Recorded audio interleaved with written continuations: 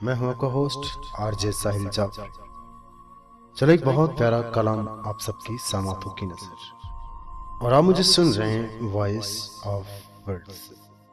हर इंसान की ख्वाहिश होती है कि कोई ना कोई उसकी कहानी जरूर लिखे, और मेरी भी ख्वाहिश कि कोई मेरे मरने के बाद मेरी कहानी लिखे। एक बहुत प्यारा कलाम आप सबको डेडिकेट करता हूं। मेरे मरने के बाद मेरी कहानी लिखना, मेरे मरने के बाद मेरी कहानी लिखना, कैसे बर्बाद हुई मेरी जवानी लिखना,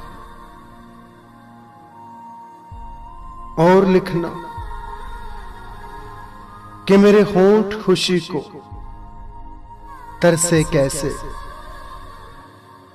बरसा मेरी आंखों से पानी लिखना, मेरे मरने के बाद मेरी कहानी लिखना, और लिखना कि उसका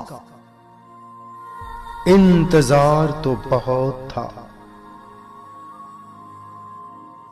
आखिरी सांसों में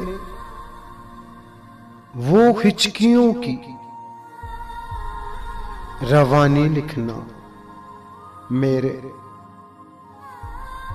मरने के बाद मेरी कहानी लिखना, लिखना के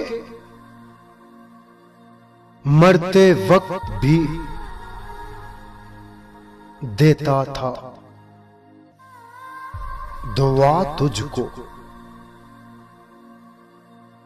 हाथ बाहर थे कफन से ये निशानी लिखना, मेरे मरने के बाद मेरी कहानी लिखना।